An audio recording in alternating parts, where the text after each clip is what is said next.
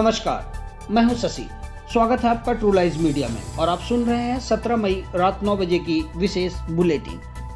बीते 24 घंटों में 4,987 नए मरीज के साथ कोरोना संक्रमितों की संख्या पहुंची 90,927, जबकि 34,109 मरीज कोरोना को मात देने में रहे सफल। कोरोना वायरस से अब तक 2,872 लोगों की हो चुकी है मौत। वित्त मंत्री निर्मला सीतारमण ने रविवार को कहा कि आर्थिक प्रोत्साहन पैकेज की 5वीं और अंतिम किस्त में भी सुधारों पर जोर दिया गया है। उन्होंने कहा कि इस किस्त में मनरेगा, स्वास्थ्य एवं शिक्षा, कारोबार, कंपनी अधिनियम के उल्लंघनों को गैर आपराधिक बनाने, कारोबार की सुगमता, सार्वजनिक उपकरण और राज्य सरकारों से जुड़े संसाधनों पर ध्यान दिया गया है। इससे पहले वित्त मंत्री 4 किस्तों की जानकारी दे चुकी हैं। पिछले 4 दिनों में 4 किस्तों में सरकार ने करीब 11 लाख करोड़ रुपए के पैकेज की घोषणा की थी। घोषणा किए गए उपायों में छोटे व्यवसायों, रेहड़ी पटरी विक्रेताओं, किसानों और गरीब प्रवासियों के साथ साथ गैर बैंकिंग वित्तीय कंपनियां, सूक्ष्म वित्त संस्थान और बिजली वितरकों के लिए राहत दी गई है। चौथी किस्त में शनिवार को सरकार ने रक्षा विनिर्माण में विदेशी निवेश सीमा को बढ़ाने की घोषणा की। इसके अलावा वाणिज्यिक कोयला खनन, खनिज ब्लॉकों की नीलामी, बिजली वितरण में सुधार, अंतरिक्ष क्षेत्र में निजी क्षेत्र के लिए खोलना, विमानन क्षेत्र में सुधार आदि की घोषणा की गई। कोरोना वायरस के प्रसार को कम करने के लिए पूरे देश में 54 दिनों से लॉकडाउन जारी है। इस बीच लॉकडाउन को बढ़ाकर 31 मई तक कर दिया गया। राष्ट्रीय आपदा प्रबंधन प्राधिकरण ने प्रेस रिलीज कर इसकी जानकारी दी। गृह मंत्रालय की तरफ से जारी दिशा निर्देश के अनुसार मेट्रो और रेल सेवाएं अभी नहीं चलेगी। घरेलू और अंतर्राष्ट्रीय उड़ानों पर पाबंदी जारी रहेगी। शॉपिंग मॉल बंद रहेंगे। धार्मिक स्थल बंद रहेंगे। राज्यों के बीच आपसी सहमति से बस की सेवाएं दी जाएगी। कंटेनमेंट जोन को छोड़कर अंतर्राज्यीय बस सेवाएं शुरू होगी। बुजुर्ग और 10 साल से कम उम्र के बच्चे घर पर रहें। शाम 7 बजे से सुबह 7 बजे तक कर्फ्यू जारी रहेगा। अब रेड, ऑरेंज और ग्रीन जोन राज्य तय करेंगे। स्टेडियम और स्पोर्ट्स कॉम्प्लेक्स खुल सकते हैं, लेकिन दर्शकों को अनुमति नहीं होगी।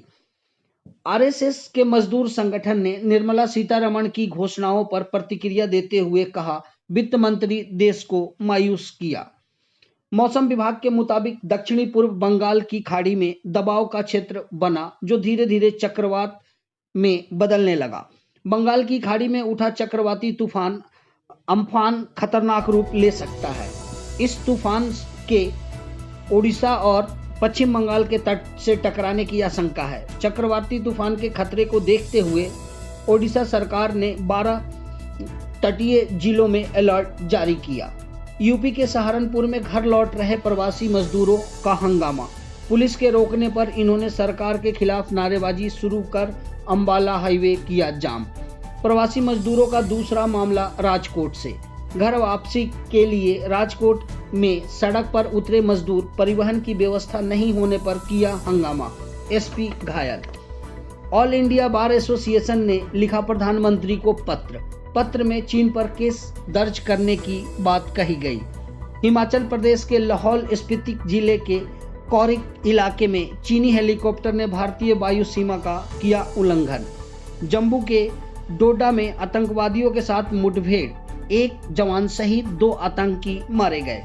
अरुणाचल प्रदेश के लामडिंग जिले के पुलाओ इलाके में भारतीय सेना और उग्रवादियों के बीच फायरिंग।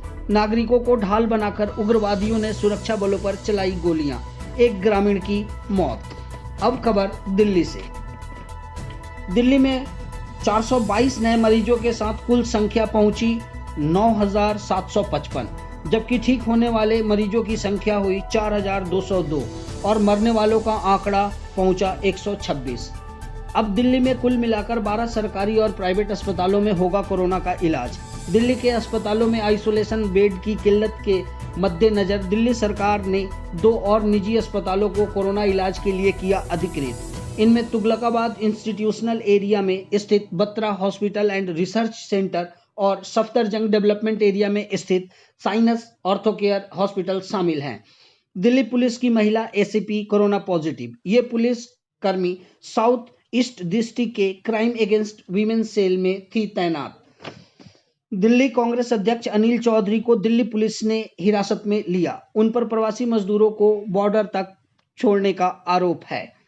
दिल्ली सरकार ने अधिकारियों से कहा कि कोई भी प्रवासी मजदूर सड़क पर या रेलवे ट्रैक पर चलता दिखाई दे तो उसे शेल्टर होम में ले जाया जाए। दिल्ली के झंडेवालन मंदिर के सेवादारों के सम्मान में पुलिस के काफिले ने आज मंदिर की परिक्रमा की और ड्रोन से फूल बरसाए गए, क्योंकि लॉकडाउन में यहां हर रोज लगभग 35 से 40 हजार लोगों का खाना तैयार कर खिलाया जा रहा था। कल फिर हाजिर होंगे एक नए अंक के साथ। तब तक दीजिए इजाजत। घर में रहें, सुरक्षित रहें। जय हिंद।